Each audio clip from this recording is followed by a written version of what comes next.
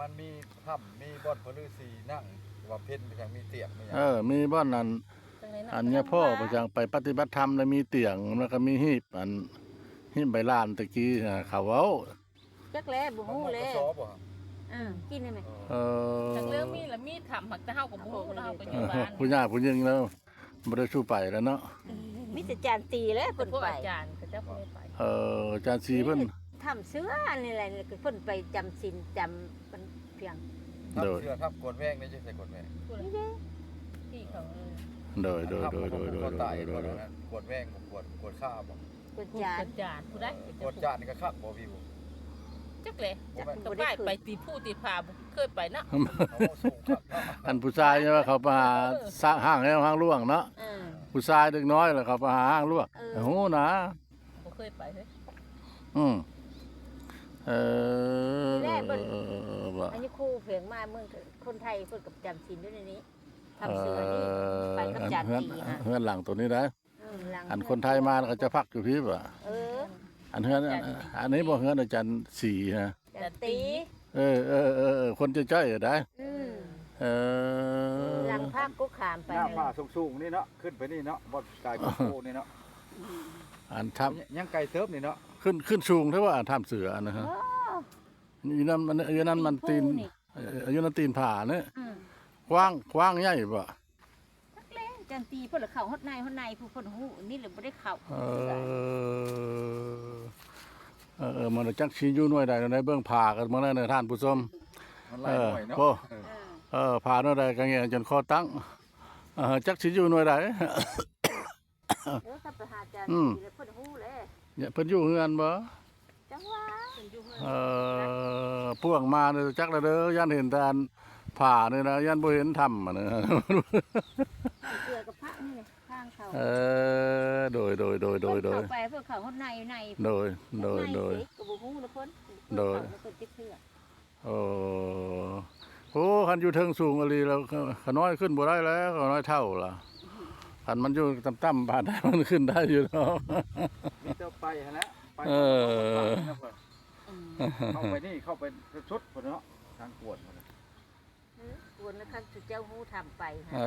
เจ้าฮู้ทำไปเจ้าไป มันหลายเนาะ มันหลายทำ โดย จักทำลึกแล้วเพิ่น อยู่ในบ้านละล้านแล้วเฮาก็ไปสู่โลชอกๆแจ๊กๆได้ นี่จานตีแล้วเพิ่น ไปในๆก็บืนเท่า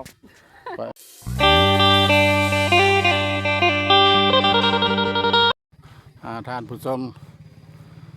ถามทาง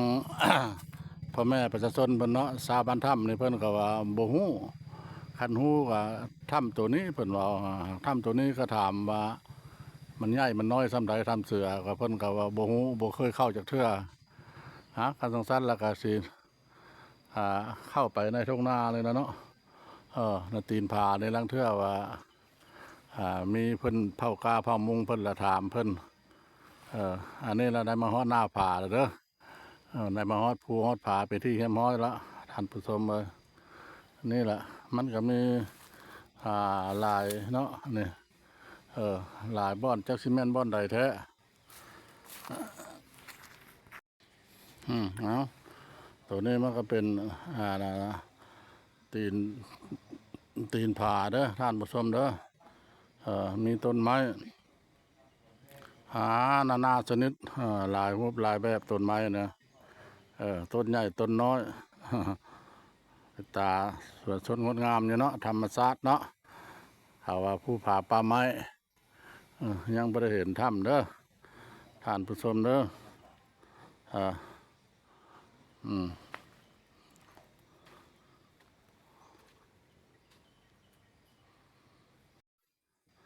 สุขสบายดี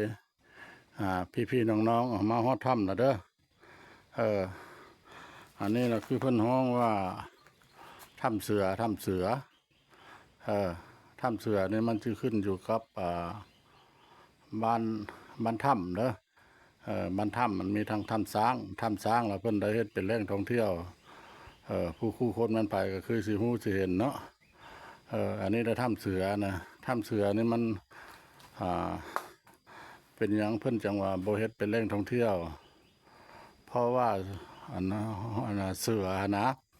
ตามชาวบ้านเพิ่นเว้าว่า เพิ่นอยากให้เห็นก็เห็นแต่ว่าบ่เห็นโตได้เห็นแต่ห้อย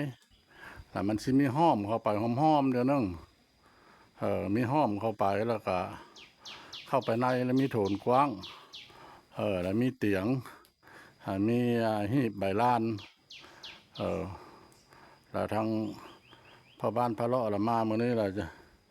จักสิเข้าไปได้หรือบ่ล่ะนี่เนาะอุปกรณ์หยังก็บ่มีอันนี้แล้วก็โต๊ะทั้งหน้าถ้ำเด้ออันนี้เพิ่นก็เฮ็ดหยิบขันมักเบ่งไว้ทางอันนี้ละพ่อแม่ประชาชนออกถนญาติโยมเพิ่นน่ะนะเพิ่นสิเข้าไปในเพิ่นบ่ได้ได้เด้มันมีขัวใกล้เข้าไปนี่ก็พ่อบ้านพระเลาะก็บ่กล้าเหยียบแล้วเหยียบก็หักแล้วน่ะนะเด้อนี่ท่านผู้ชมนะปีดไม้บางๆเดี๋ยวนึงนะถ้าเหยียบไปมันก็หักนะขึ้นไปพุ่นแล้วมันสิมีเป็นห้อมให้เลยเป็นห้อมมันนี่เราเดไม่เดมันมีบนทางลงอยู่นะแล้วถ้าว่าเอาไม้ประมาณน้อง2.50 เนาะหนามาใกล้อยู่นี่เพื่อนว่าทางในเพื่อนกับบริต่อเดี๋ยวมีเหวบ้าเลิกพอดีเข้าไปพอดีได้จะได้แข้งคิงเข้าเพื่อนว่าแล้วทางพ่อบ้านพ่อเลาะแล้วอาจจะสิบ่ได้เข้าไปเนาะเพราะว่าเฮาก็บ่กล้าเสี่ยงกับชีวิตของเฮาเนาะสิเก็บภาพบรรยากาศในทางท่านผู้ชมได้ฮู้ได้เห็นพอประมาณนี้แหละเนาะอันนี้เพิ่นว่าถ้ำเสือเด้อนี่เด่นเป็นพงเป็นอุโมงค์ก็เป็นคือจังซี่ละ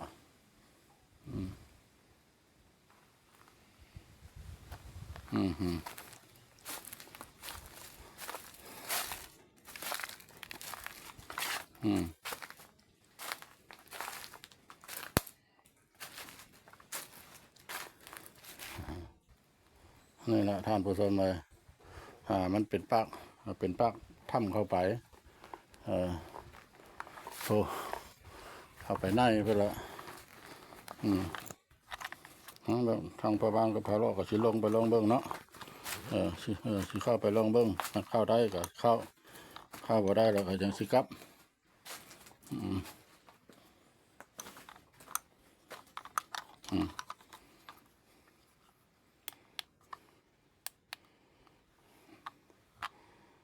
เลยขันย่ามผลมาแล้วมันเป็นอยู่นี่แหละมันน้ำเด้อท่านผู้ชมเด้ออันนี้นะมันเป็นดินไปเลยเข้าไปในเพิ่นนะเข้าไปในก็สิแม่นได้ก็ได้ข้านเข้าแล้วก็เพิ่นว่าก็สิซอดเดียวพุ่นละอันนี้นะมันเป็นโคนดินถมแล้วอันนี้เดี๋ยวย่างตัวปากทางพุ่นเนาะย่างตัวปากทางพุ่นไปเบิ่งทรงนึงอีกต่างหากเนาะเพิ่นถมไว้แล้วเพิ่นบ่ให้ผู้คนเข้าไปนะเพิ่นเอาดินมาถมไว้แล้วนะ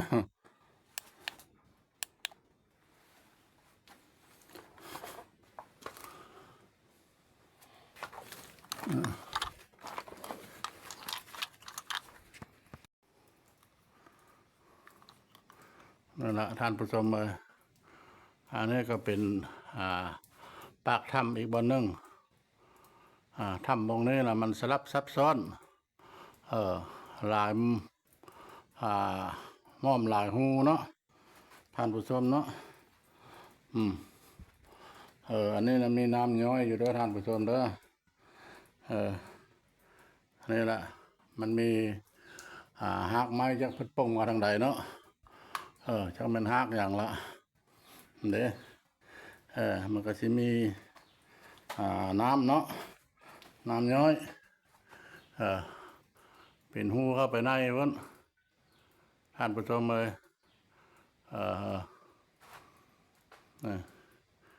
ทางพระบ้านพระเลาะแหละอาจจะสิบ่ได้เข้าไปถึงเนาะไปจกกระบอกซอกกระบ้างหลายแล้วก็ยันบ่ปลอดภัยนะพระบ้านพระเลาะก็ได้นี่ละอันนี้ก็เป็นทางเข้าไปในถ้ำนะท่านผู้ชมมาแล้วนะ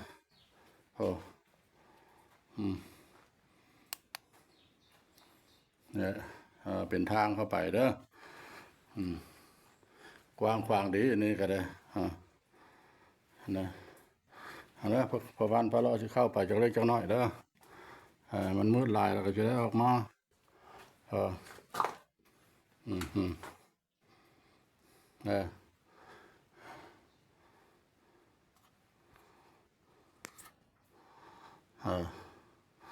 อ้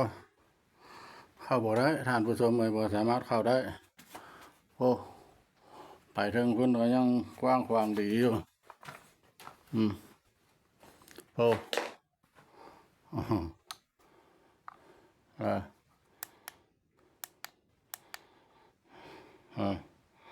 เห็นตะปากมันนี่ละ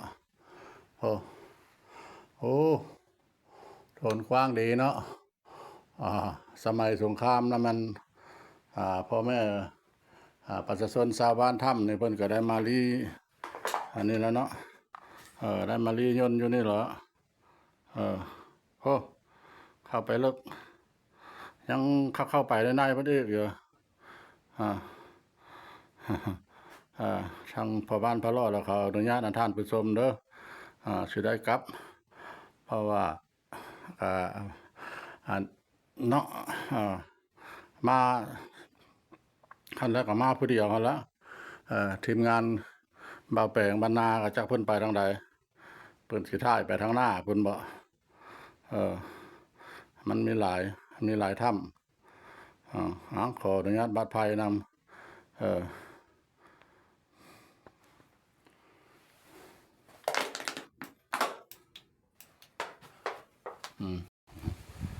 นี่แหละท่านผู้ชมเอ้ยนี่คือว่าทางอันนั้นเนาะ ชาวบ้านเพิ่นเนาะเพิ่นได้มาตบประทายภายหลังเพิ่นมามาบานเนาะให้ครอบครัวอยู่ดีมีแห้งให้ครอบครัวเพิ่นทึกเล็กทึกเบอแล้วเพิ่นก็เพิ่นทึกเล็กแล้วเนาะเพิ่นอยู่ดีมีแห้งแล้วเพิ่นก็ได้มาตบประทายอันนี้แหละมันปากถ้ำเสือเด้อท่านผู้ชมเด้อถ้ำเสือบ้านพ่อบ้านพ่อเลาะเว้าแล้วแต่พ่อบ้านพ่อเลาะแล้วเข้าไปบ่ได้อันนี้ละอันเดเนาะเพิ่นมามาบานมาถวายนี่ละเด้มันสิมีขันมักเบงมักกล้วยแล้วก็อย่างก็ห้องว่าอันนั้นเนาะข้าซ่ามักไม้เนาะข้าซ่ามักไม้เด้นะเพิ่นทึกเล็กทึกเบอบางคนก็มาให้ลูกให้ผัว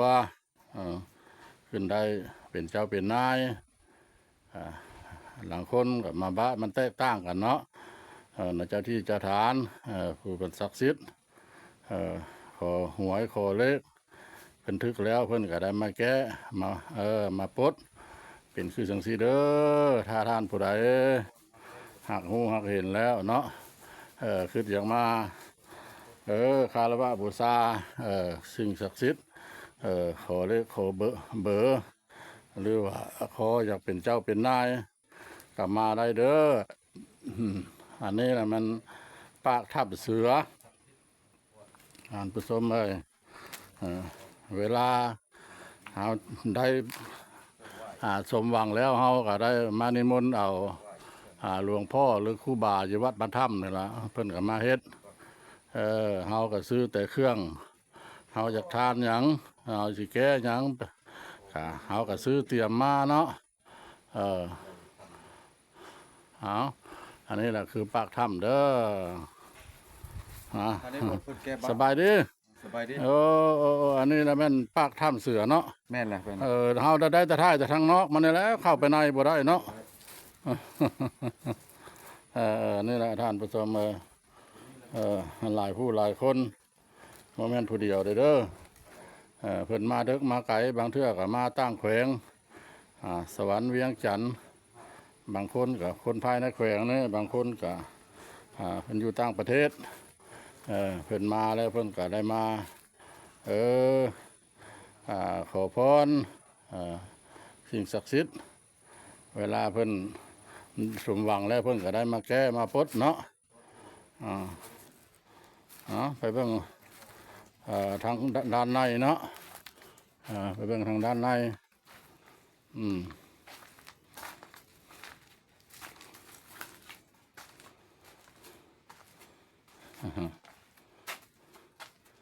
นี่แหละด้านในมันก็แห้งแล้วท่านผู้ชมเลยตะกี้เรามีน้ำอยู่นี่มีน้ำอยู่นี่โอ้อยู่เทิงกะอยู่เทิงก็มีกระบอกหนึงอีกมีห้อมหนึงอีกแต่พอบ้านพะเลาะแล้วสิบ่ได้ขึ้นเนาะมันขึ้นยากเพราะว่าหินมันบ่ต่อแผ่นเดียวถ้าขึ้นยานขึ้นกลัวอันนี้น้ำกับบ่มีอันนี้นะเพิ่นตกเอาเพิ่นต้งเอาน้ำย้อยเนาะฤดูนี้เราคือสิแม่นมันแห้งบ่อันนี้นะเพิ่นเอาไปหดไปสงเอาไปท่าบ่อนเป็นพยาธิอังคาดเจ็บอดๆแอดหน้าท้องหน้าไส้เนาะบางคนก็ดีก็หาย เพิ่นก็ได้มาแก้มาปลดเอาให้เบิ่งน้ำกันเด้อ